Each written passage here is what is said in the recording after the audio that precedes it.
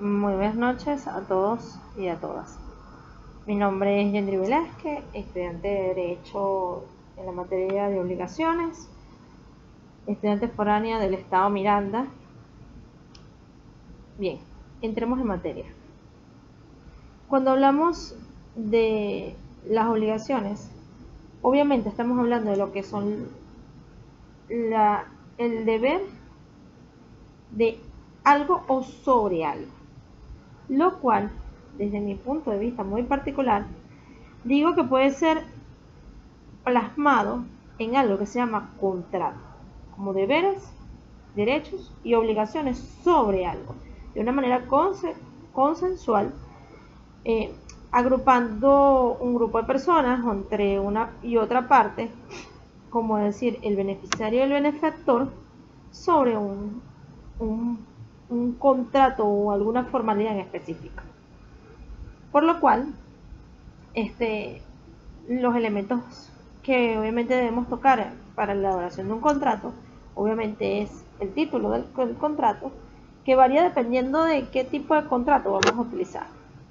El cuerpo sustancial, que sería todo aquello donde nombraríamos el por qué o el qué se está vendiendo, se está adquiriendo o se está cediendo. En caso de, obviamente eso es en caso y cada contrato tiene su tipología de lo que es un cuerpo sustancial. La exposición y el cuerpo normativo, que es donde ya vendría el articulado, para poder exponer paso por paso de una manera muy equitativa para las dos partes cómo va a ser la formalidad exacta del contrato, donde nos vamos a dar tanto la obligación como el deber sobre el contrato. Y si en caso lo necesita y lo amerita, tendría unos anexos. Claro, no todos los contratos tendrían esta particularidad.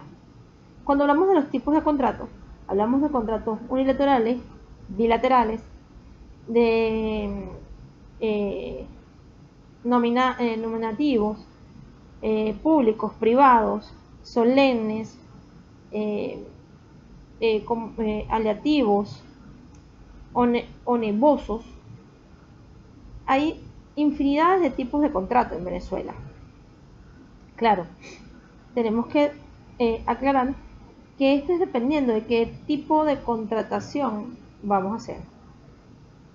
Siempre se ha dicho que en los contratos privados y públicos hay personas naturales y personas jurídicas. Las personas naturales, obviamente, es todo aquel que quiera hacer el contrato. Y la persona jurídica es aquella compañía como tal que participa dentro de un contrato. Siempre ha habido la particularidad que el Estado puede ser, como tal, es una persona jurídica, pero también es una persona jurídica para contratar, por lo cual nosotros decimos que ese es un contrato público del Estado. Pero cuando hablamos de entre personas de manera o de carácter natural, hablamos de contratos privados, claro, que bien se registran o se notarían dependiendo de cuál sea su normativa o su equivalencia. Entre los elementos tenemos los elementos naturales o los accidentados. Los elementos naturales son aquellos que se dan de manera totalmente tranquila, donde las partes de una manera consensual se ponen de acuerdo y obviamente se da la elaboración y el registro de este contrato. Cuando son contratos accidentales o los elementos accidentales son aquellos que se dan de manera rápida por algún problema sucesoral o algún problema, no sucesoral, sino un problema consecutivo, que para poder resolverlo de una manera fácil y rápida se le dice que es un elemento accidental para poder hacer la construcción de un contrato. Si bien los contratos, como lo estipula el Código de Comercio, son aquellas documentaciones que de una u otra manera obligan a las partes que ya han sido a las partes a cumplir el acuerdo firmado o pautado de esta manera. Claro, los acuerdos pueden ser de manera pública o privada, registrados o no registrados, pero siempre, así sea un contrato privado, es un contrato y los contratos están para cumplirse. Hay muchas personas de manera muy particular que siempre se dice que la palabra de un cero, la palabra de uno es como un contrato firmado. Pues se dice que los contratos son para cumplirlos. Por eso dentro de sus articulados están las normas o artículos que obligan de una u otra manera a cumplirlos. Bueno, sin más nada que acotar, espero que haya sido de su agrado.